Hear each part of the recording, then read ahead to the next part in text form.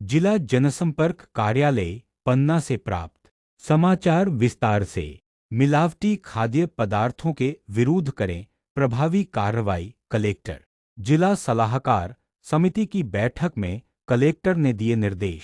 Collector Suresh Kumar की अध्यक्षता में गुरुवार को कलेक्टर कार्यालय के सभागार में खाद्य सुरक्षा पर गठित जिला स्तरीय सलाहकार समिति की बैठक हुई। इस मौके पर समिति सदस्यों सहित उपस्थित विभागीय अधिकारियों के साथ खाद्य सुरक्षा एवं मानक अधिनियम के प्रभावी क्रियान्वयन तथा पर्यवेक्षण, निगरानी एवं मूल्यांकन सहित प्रावधानों के परिपालन और ईट राइट चैलेंज फेज 4 के टास्क पर चर्चा कर कार्ययोजना मुताबिक लक्ष्य प्राप्ति के उद्देश्यों पर विचार विमर्श किया गया।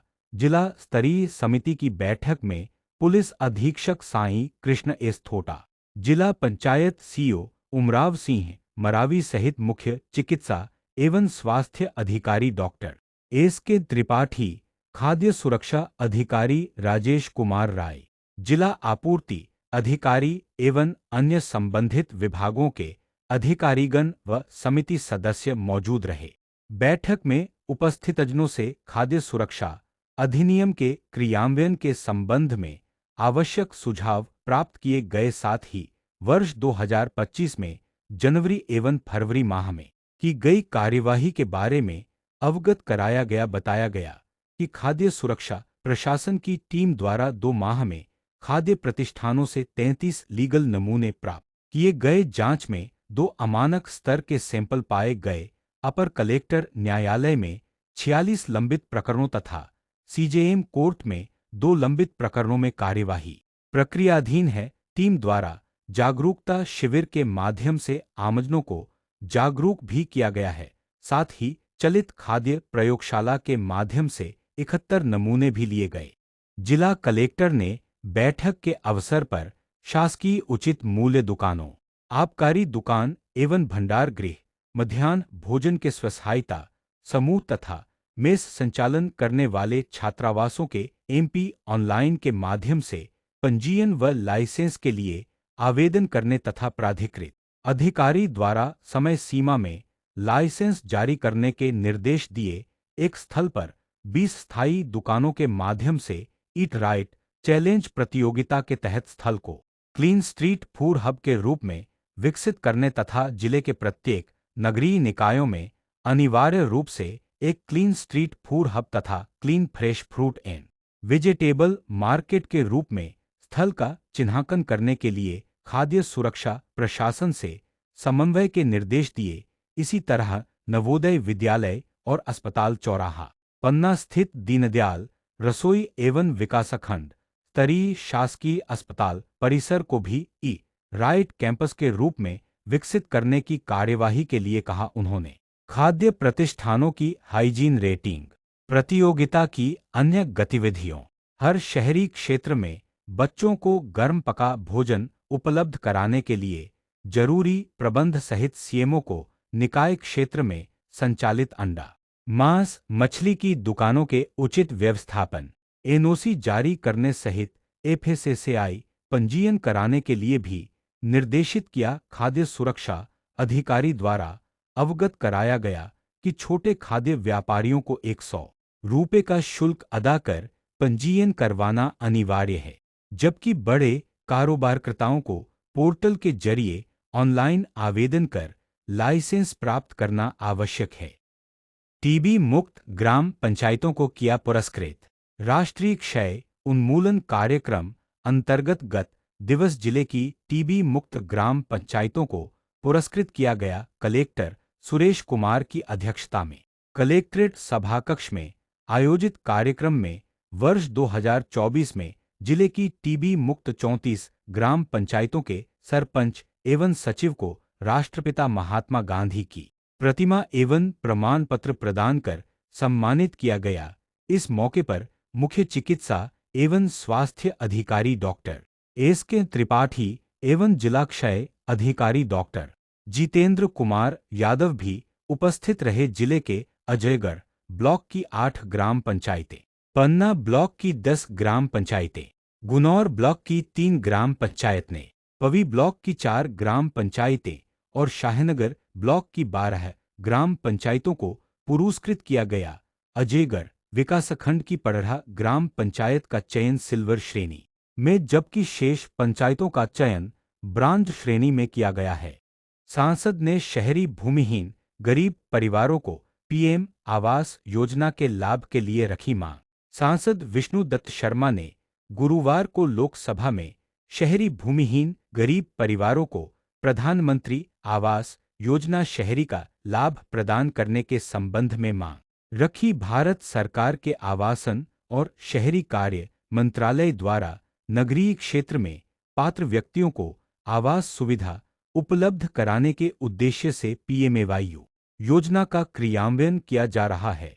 योजना अंतर्गत केंद्रीय सहायता राशि भी स्वीकृत आवासों के निर्माण के लिए जारी की जाती है। सांसद श्री शर्मा द्वारा इस संबंध में खजुराहो संसदीय क्षेत्र अंतर्गत पन्ना सहित कटनी और छतरपुर जिलों में शहरी क्षेत्र में निवासरत वंचित और ईडब्ल्यूएस शहरी गरीबों को योजना का लाभ प्रदान करने के संबंध में प्रश्न के माध्यम से जानकारी चाही गई। आवासन एवं शहरी कार्य राज्य मंत्री तोखन साहू ने चरमवार हितग्राहियों को योजना में लाभान्वित करने के बारे में अवगत कराया, साथ ही 4 घटकों के माध्यम से लाभार्थियों को आवास उपलब्ध कराने की बात कही। उल्लेखनीय है कि प्रधानमंत्री आवास योजना शहरी अंतर्गत पन्ना जिले में 14,229 आवास स्वीकृत किए गए हैं। इनमें वर्तमान में 13,791 निर्माणाधीन हैं। मंत्रालय द्वारा बतौर केंद्रीय सहायता 188 करोड़ रुपए से अधिक की राशि भी जारी की गई है। समाधान ऑनलाइन कार्यक्रम आज मुख्यमंत्री डॉक्टर मोहन यादव द्वारा 28 मार्च को सायं 4 बजे मंत्रालय से समाधान ऑनलाइन कार्यक्रम वीडियो कॉन्फ्रेंसिंग के माध्यम से होना प्रस्तावित है।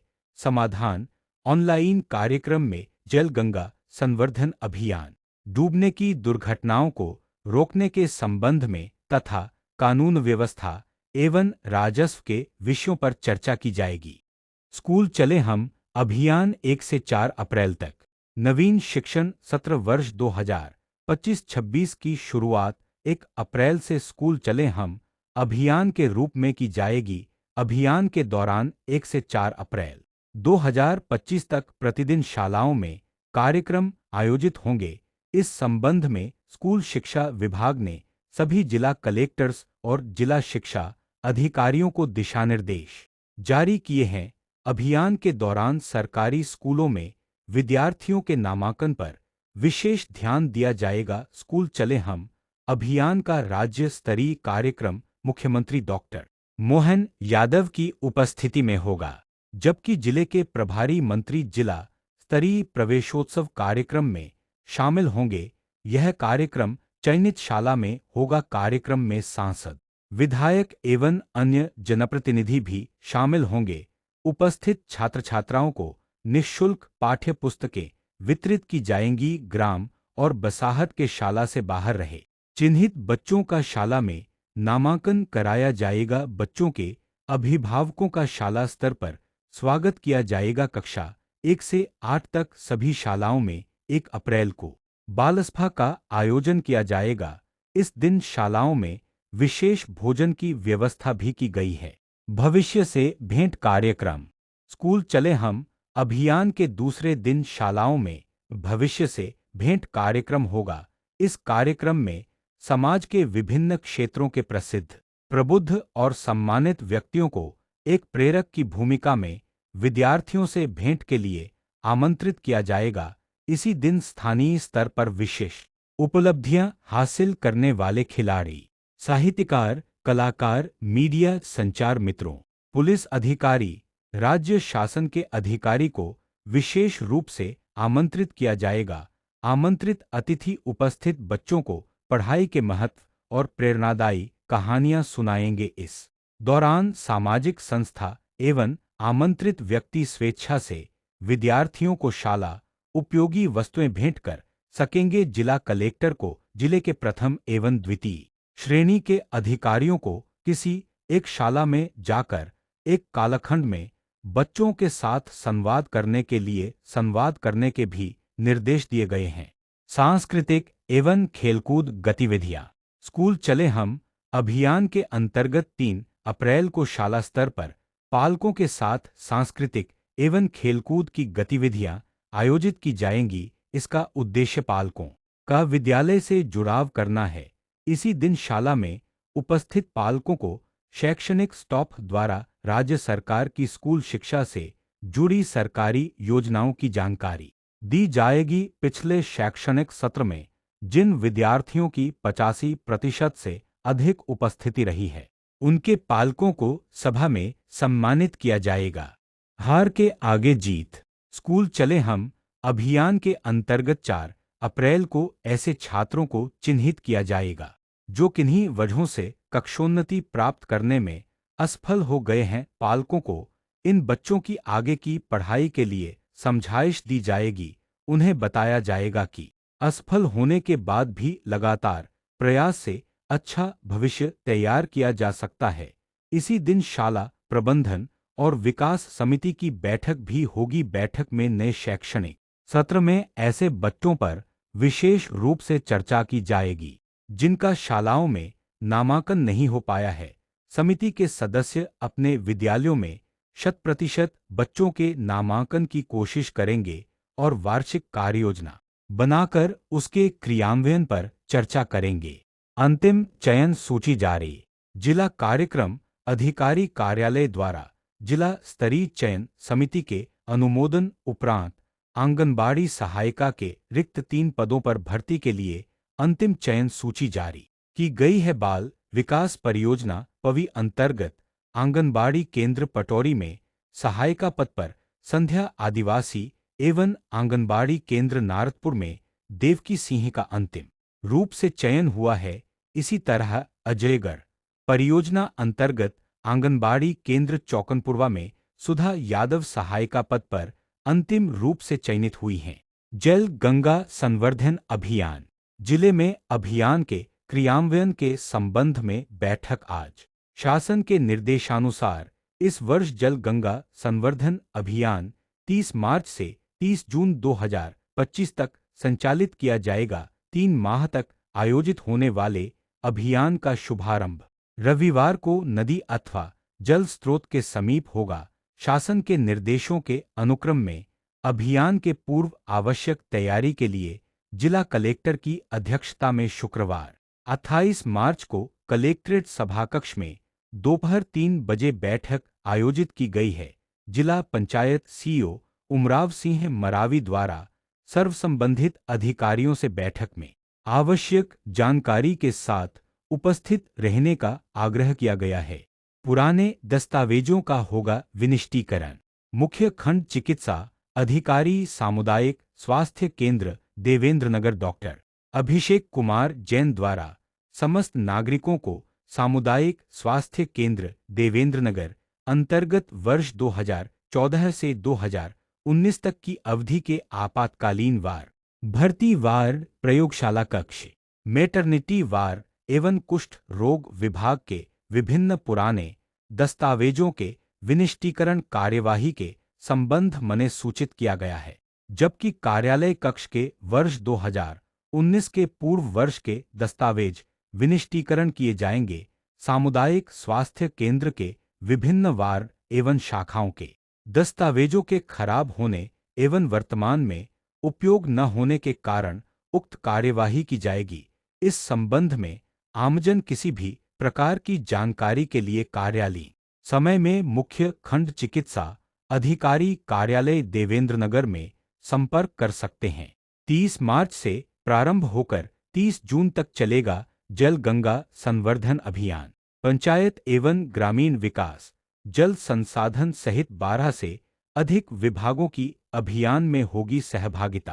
प्रदेशव्यापी जल गंगा संवर्धन अभियान इस वर्ष ग्रीष्म ऋतु में 30 मार्च से 30 जून तक 90 दिन से अधिक समय तक लगातार चलेगा। अभियान में जल संरक्षण को प्रोत्साहित करने के लिए वर्षा जल संचयन, जल स्रोतों का पुनर्जीवन और जल संरक्षण तकनीकों को अपनाने पर विशेष जोर दिया जा रहा है। यह अभियान जल संरक्षण के प्रति जागरूकता बढ़ाने में महत्वपूर्ण भूमिका निभाएगा। सभी संबंधित विभागों को निर्देश दिए गए हैं कि वे जल संरक्षण से जुड़ी योजनाओं को प्राथमिकता देकर अधिक से अधिक लोगों को अभियान से जोड़ें।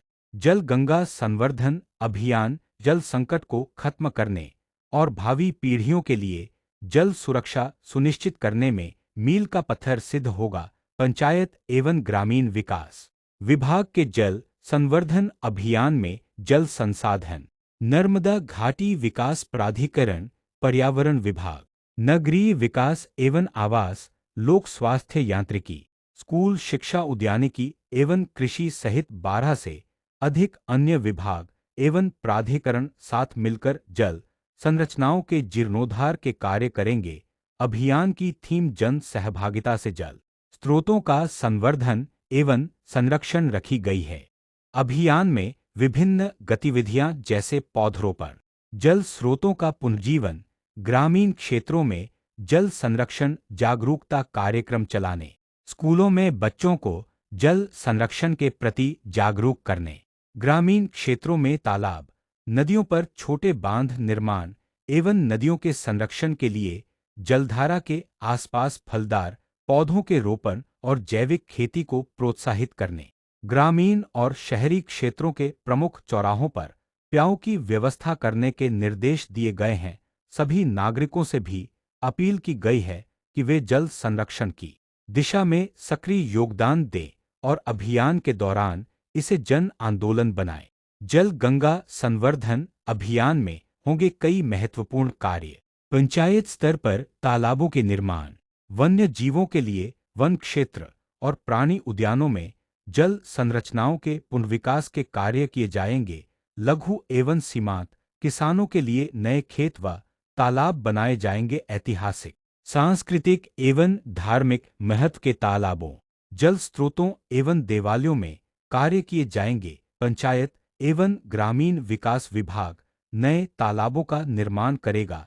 नदियों के वाटर शेड क्षेत्र में जल संरक्षण एवं संवर्धन के कार्य होंगे। साथ ही नदियों की जल धाराओं को जीवित रखने के लिए गेबियन संरचना, ट्रेंच पौधरोपण, चेक डैम और तालाब निर्माण पर जोर दिया जाएगा।